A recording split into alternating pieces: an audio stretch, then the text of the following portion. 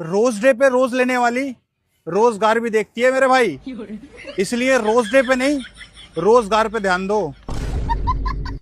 और तू क्या देख रहा है बेरोजगार? तेरे लिए तो 7 फरवरी है। ये रोज डे, प्रपोज डे सब बिलायती चोचले हैं मेरे भाई। देसी सिटियाबाज तो वो है जो मोहल्ले के भंडारे में 2 गुलाब जामुन देके सेट कर लेता है। और तू क्या देख रहा है? तुझे तो भाई कोई भंडारे में भी ना बुलाता। गाइस, ये मेरा दोस्त है और हम दोनों इकट्ठा जवान हुए थे। अच्छा, मैं जवान हो गया और ये इकट्ठा हो गया।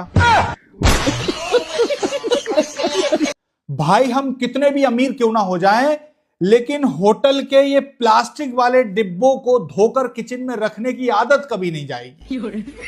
आप लोगों को लगता होगा कि ये प्लास्टिक वाले डिब्बे सिर्फ हमारी मम्मी धो के किचन में रखती है, तो ऐसा नहीं है मेरे भाई।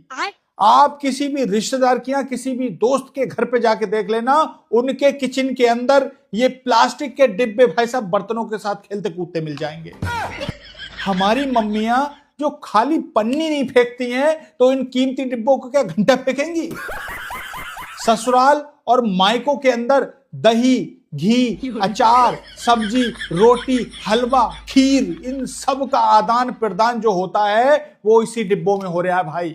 ये डिब्बा कभी ससुराल में जा रहा, कभी बुआ घर जा रहा, कभी बड़ी दीदी घर जा रहा, कभी मायके में जा रहा है। इंसानों से ज्यादा इसकी भैंस की ये डिब्बे गोतर खा रहे हैं।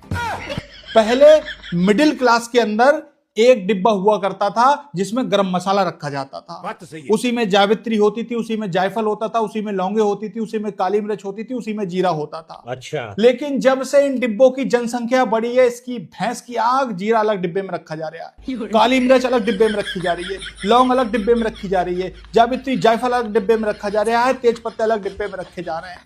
कुछ घरों में जैसे ही खाना आता है ना होटल से इन डिब्बों में, तो इन डिब्बों से खाना प्लेट में नहीं जा पाता है। इतनी देर में इसकी भैंस की आंख, घर की औरत ये सोच लेती है कि इस डिब्बे में क्या रखना है और इस डिब्बे को कहां रखना है। कुछ औरतों ने तो इन डिब्बों को इतना इकट्ठा कर रखा है कि पूरी कुतुब मीनार बन गई है, तले ऊपर तले ऊपर तले ऊपर।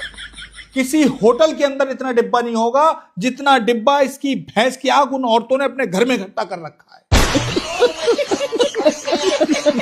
अगर किसी एमआर के घर पे उसकी फार्मा कंपनी खांसी के सिरप का सैंपल वाला पूरा बॉक्स भिजवा देती है डॉक्टर को बांटने के लिए, तो उस एमआर के घर में अगर किसी को थोड़ी सी भी खांसी हो जाती है तो वो उस बॉक्स में हाथ डाल के भाई साहब तुरंत सैंपल निकाल के खांसी का सिरप पी जाता है। और अगर वो खुला हुआ सिरप नहीं मिलता है तो घर का मेंबर सिरप को ढूंढता नहीं है, बल्कि फिर दोबारा हाथ डाल के बॉक्स में दूसरा सिरप निकाल लेता है और पी लेता है। तो इस तरीके से दूसरा भी खो जाता है तो तीसरा निकाल लेता है, तीसरा भी खो जाता है, चौथा भी निकाल लेता है, चौथा खो जाता है तो 5 भी निकाल लेता है। तो सिरप तो इसकी भैंस की आंख इसके ऐसे खुलते हैं जैसे कि इलेक्शन के टाइम पे नेताजी की चौपाल पे भाई साहब जो मदिरा की बोतलें खुलती है खटाखट खटाखट, ऐसे सिरप खुलते हैं खटाखट खटाखट। और अगर उस सिरप का फ्लेवर थोड़ा अच्छा होता है तो घर का मेंबर इसकी भैंस की आंख एक ढक्कन एक्स्ट्रा पीता है। अगर एमआर साहब के घर पे बुआ आ रही हैं, मामी आ रही हैं, नानी आ रही हैं, ताई आ रही हैं, चाची आ रही हैं, कोई भी आ रहा है, तो जब वो मेहमान घर से जाता है तो उसको पैसे नहीं दिए जाते हैं, बल्कि इसकी भैंस की आंख 4-6 सैंपल दे दिए जाते हैं खांसी के। तो एमआर साहब खांसी के सिरप डॉक्टरों को कम बांट रहे हैं, बल्कि रिश्तेदारों में ज्यादा बांट रहे हैं।